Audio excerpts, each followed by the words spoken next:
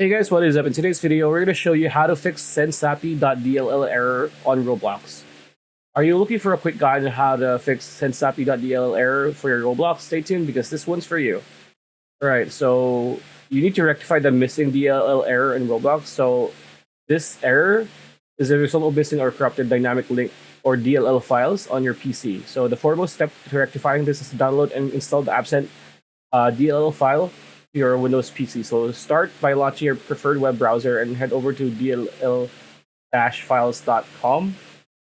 So let's go there. This is going to be the place, right? Use the search function on the site and find the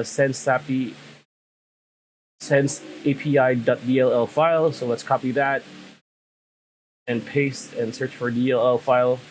So this is pretty much it, right? Download this. The version that matches your system architecture. For instance, if you're using 64-bit, you need a 64-bit version of the file. So if you click on this, right, there are different versions. So choose the one that you need, right?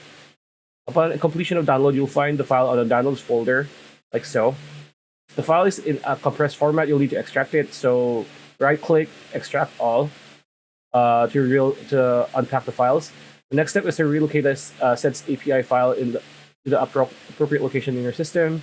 So drag and drop the file onto your desktop for easy access. Once you open the File Explorer and you navigate to the system drive, go to your C drive, and you go to Windows and then System 32.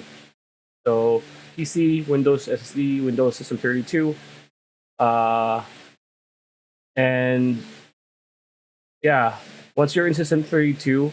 Just copy, paste, or drag the Sense API.dll file from your desktop into this folder, and you've installed the file that's missing. So after that, make sure that your PC is up to date. So check for updates, and then afterwards, just restart. And that's pretty much it. That's the video. Hope you liked it. Like, comment, share, subscribe, ring that bell icon. We'll see you on the next one.